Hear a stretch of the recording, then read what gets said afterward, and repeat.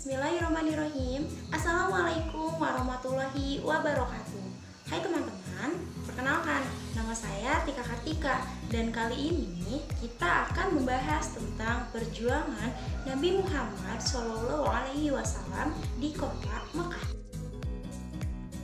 Tahukah kamu bahwa sebelum hadir ke muka bumi, Nabi Muhammad SAW sudah dikabarkan oleh Allah Subhanahu wa Ta'ala kepada nabi-nabi sebelumnya sebagai sosok manusia yang memiliki sifat mulia. Bahkan Allah Subhanahu wa Ta'ala selalu bersolawat kepadanya.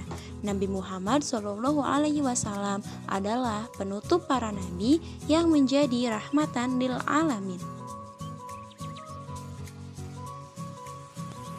Nabi Muhammad SAW lahir pada hari Senin, tanggal 12 Rabiul Awal bertepatan dengan tanggal 20 April 571 Masehi. Nabi Muhammad SAW lahir dalam keadaan yatim. Ayahnya Abdullah bin Abdul Muthalib wafat saat Nabi Muhammad SAW masih berada di dalam kandungan saat berusia 6 bulan. Ibunya bernama Siti Aminah. Saat bayi, Nabi Muhammad SAW diasuh oleh Halimah Sa'diyah dari Bani Sa'ad. Di perkampungan Bani Sa'ad, Nabi diasuh dan dibesarkan sampai usia 5 tahun. Saat memasuki usia 6 tahun, ibunya wafat. Ia pun diasuhkan oleh kakeknya, Abdul Muthalib. Kakeknya adalah seorang pemuka Quraisy yang sangat disegani. Rasulullah SAW mendapatkan kasih sayang dan perhatian yang sangat besar dari sang kakek. Sayang, hanya 2 tahun Nabi diasuh kakeknya. Abdul Muthalib meninggal saat Nabi Muhammad SAW berusia 8 tahun. Selanjutnya, Nabi Muhammad SAW diasuh oleh pamannya Abu Thalib sampai menginjak remaja. Sejak diasuh oleh pamannya, Nabi Muhammad SAW belajar bagaimana cara menjalani hidup. Beliau mulai mencari pekerjaan sebagai guru di usia yang baru saja 10 tahun agar dapat menghidupi dirinya sendiri. Mulailah ia menjadi pengembala ternak milik orang lain di gurun Mekah yang sangat panas. Ia makan dari tumbuhan liar yang terdapat di gurun. Sang paman melihat kecerdasan dan kematangan keponakannya. Maka pada usia 12 tahun, Nabi Muhammad SAW diperkenalkan kepada ilmu perniagaan. Nabi Muhammad SAW yang masih sangat remaja pun turut serta dalam pengelolaan ekonomi pamannya. Ia sudah ikut membawa barang dagangan yang diambil dari majikannya Siti Khadijah. Hampir 3 tahun, Nabi Muhammad SAW mengikuti pamannya untuk mengajarkan barang dagangannya.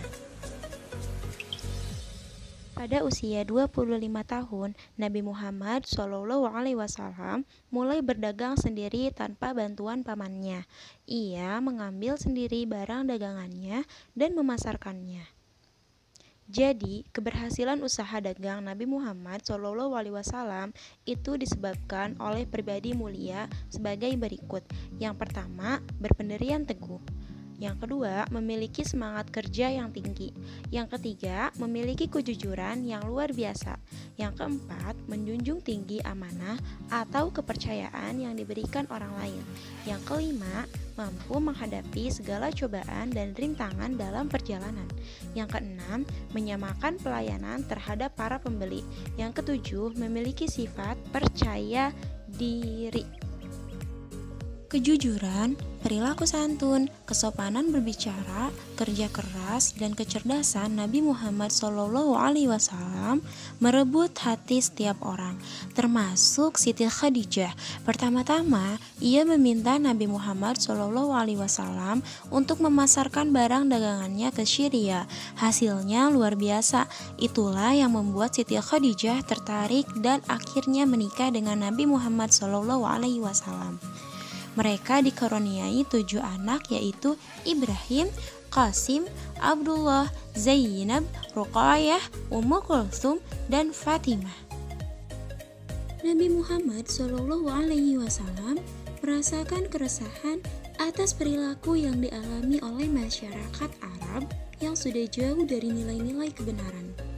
Kemudian, Nabi Muhammad SAW melakukan uzlah, mengasingkan diri di Gua Hira. Hal ini dilakukan oleh beliau berkali-kali. Maka, tepat pada tanggal 17 Ramadan tahun ke-40 dari kelahirannya, Nabi didatangi malaikat Jibril dan menerima wahyu pertama, yakni Quran Surah Al-Alaq ayat 1-5. Bismillahirrahmanirrahim. Iqra bismi rabbikal ladzi khalaq. Bacalah dengan menyebut nama Tuhanmu yang menciptakan. Khalaqal insana min 'alaq. Dia telah menciptakan manusia dari segumpal darah. Iqra wa rabbukal akram. Bacalah, dan Tuhanmulah yang maha mulia. Alladzi 'allama bil qalam. Yang mengajar manusia dengan perantara kalam. 'Allamal insana ma lam ya'lam. Dia mengajar kepada manusia apa yang tidak diketahuinya. Quran Surah Al-Alaq 1-5. Wahyu pertama inilah yang menandakan bahwa Nabi Muhammad SAW dipilih dan diangkat oleh Allah Subhanahu wa Ta'ala untuk menjadi utusannya atau rasulnya. Setelah wahyu pertama, Jibril tidak muncul lagi untuk beberapa lama. Sementara Nabi Muhammad SAW terus menantikan wahyu berikutnya dan selalu datang ke Gua Hira. Dalam keadaan menanti turun wahyu kedua, yaitu Quran Surah Al-Mudassir ayat 1-7. Ya ayyuhal mudassir, wahai orang yang berkemul, qum fa'anzir, bangunlah, lalu berilah peringatan. Wa rabbaka fakabbir, dan agungkanlah Tuhanmu. Wa thiyabaka fatahhir, dan bersihkanlah pakaianmu. Warrujza fahjur, dan tinggalkanlah segala perbuatan yang keji. Wala tamnu tastakbir, dan janganlah engkau Muhammad memberi dengan maksud memperoleh balasan yang lebih banyak. Wali rabbika fasbir, dan karena Tuhanmu bersabarlah. Dengan turunnya wahyu yang kedua, yaitu Quran Surah Al-Mudassir 1-7, Rasulullah SAW mulai berdakwah secara bersembunyi. Nabi mengajak orang-orang yang terdekat dengannya. Tujuannya agar mereka lebih dulu percaya kepada seruannya dan mengikutinya. Tempat yang beliau pilih untuk berdakwah adalah rumah Al-Arqam bin Abil Arqam Al-Akhzumi. Orang-orang yang pertama kali memeluk Islam atau yang dikenal As-Sabiqun Al-Awwalun adalah Siti Khadijah, Abu Bakar, Ali bin Abi Thalib, Zaid bin Harisah, dan Ummu Aiman.